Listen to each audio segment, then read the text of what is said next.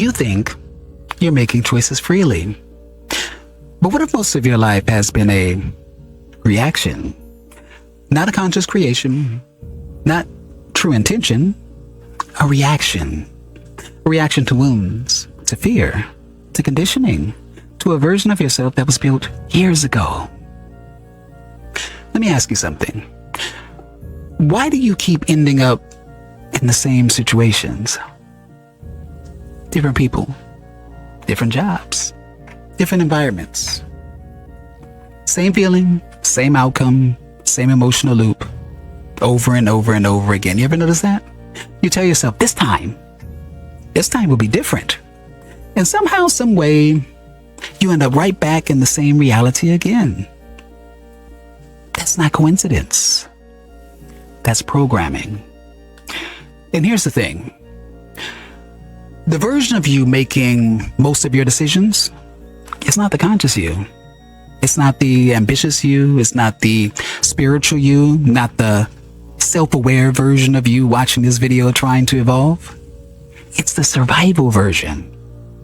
It's the version that was shaped by fear, by rejection, by embarrassment, by loneliness, by chaos, by disappointment. That version learned how to survive and then quietly took control of your life. You call it personality.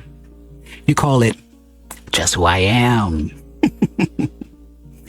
But a lot of what you think is your identity is actually adaptation.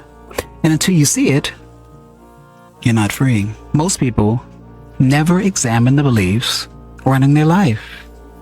They just obey them automatically. You learned what love was before you even understood language properly. You learned whether the world was safe, whether your voice mattered, whether you were enough, whether attention had to be earned, whether vulnerability was dangerous. And you learned all of it emotionally first, not logically. That's why you can consciously want one thing while subconsciously moving towards another. Because the subconscious mind is not interested in your goals.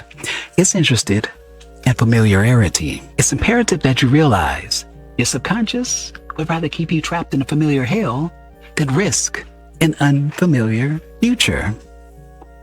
That's why most people stay in toxic relationships. That's why people sabotage opportunities. That's why some people feel anxiety the moment life actually starts improving. Because improvement threatens the identity the nervous system memorized. And the craziest part, most people think this internal prison is reality itself. No, it's conditioning. You are literally running mental and emotional software written by experiences you were too young to fully understand. And the program becomes invisible once you've lived in it long enough. Sort of like a fish not realizing that it's in water. That's sadly just where most people are right now. Not consciously living. Just reacting. Just looping. Just repeating. Calling the pattern life. Watch how this shows up.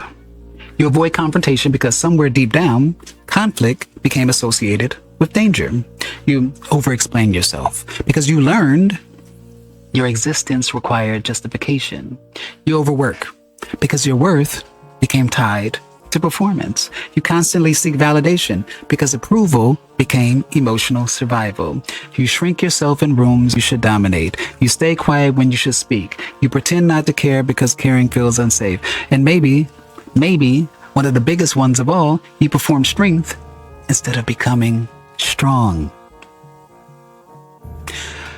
A lot of people have built entire identities around avoiding themselves, staying busy, always distracted, always consuming, always scrolling, always chasing another breakthrough, but never sitting still long enough to ask, why do I keep becoming this version of myself? Because deep down, you know something is not aligned. That's why silence scares people. Because silence forces you to hear the machinery underneath the personality. And most people spend their entire lives trying to outrun that sound. But here's the truth. The pattern does not disappear because you ignore it. No, it gets stronger and stronger and stronger. It starts choosing your relationships. It starts choosing your opportunities. It starts choosing your reactions, your emotional state, until eventually you mistake the cage for your identity. Let's go a little bit deeper, because this is not psychology. This is reality creation.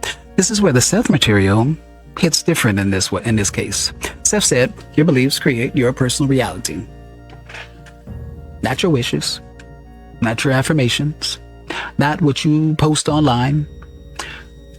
Your actual beliefs, the deep ones, the emotional ones, the unconscious ones. And most people never realize this. Your perception itself is filtered through belief. Your perception itself is filtered through belief, meaning you don't experience reality objectively. You experience reality through the architecture of your internal assumptions. If you believe you are unwanted, you will notice rejection everywhere. Have you noticed that? If you believe you're unwanted, you'll notice rejection everywhere. If you believe you're unsafe, your nervous system will search for danger constantly. If you believe success creates isolation, you will sabotage growth the moment you start expanding. And it's not because the universe hates you. No. It's because consciousness is always attempting to remain consistent with identity. That's the mechanism. That's why people repeat cycles for decades. And this is why fake positivity rarely works, because you cannot permanently override a subconscious belief with surface level motivation. You must confront the root. You must examine the story itself. Who told you you weren't enough? Who taught you to fear visibility? Who taught you to suppress emotion? Who taught you that survival was more important than authenticity? Because once you realize the belief was learned, you also realize it can be unlearned. That changes everything. So, how do you break the pattern? First, stop lying to yourself. Seriously, stop lying to yourself. Stop explaining away your loops. Look directly at your life. The same outcomes, the same emotional cycles, the same fears, the same reactions. Your behavior reveals your true beliefs. Always. Second, trace the feeling back. Not intellectually, not emotionally. When was the first time you felt ignored? Unsafe? Embarrassed? Powerless? Unwanted? You see, your body remembers what your mind tries to bury.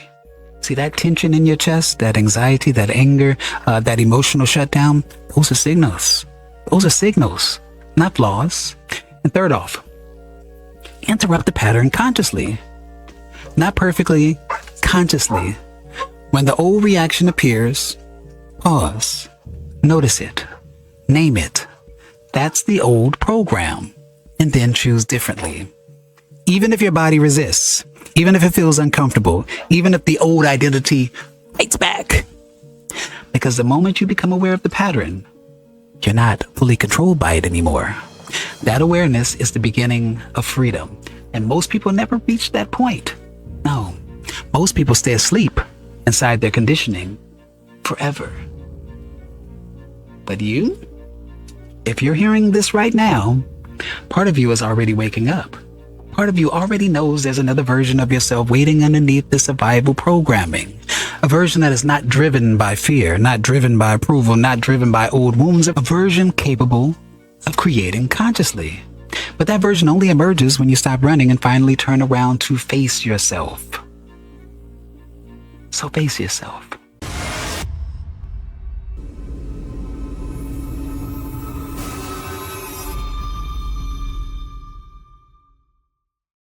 If you found something in this video that sparked a thought, shifted your perspective, or just made you feel more grounded, consider showing some love by buying me a coffee. It helps fuel the channel, keeps the uploads coming, and lets me know that the content matters to you. The link's right below in the description or on my channel banner. No pressure, just appreciation if you're moved to support. And as always, thank you for watching, thank you for listening. I am Tony Victory, a wolf uncaged. Thank you. Peace.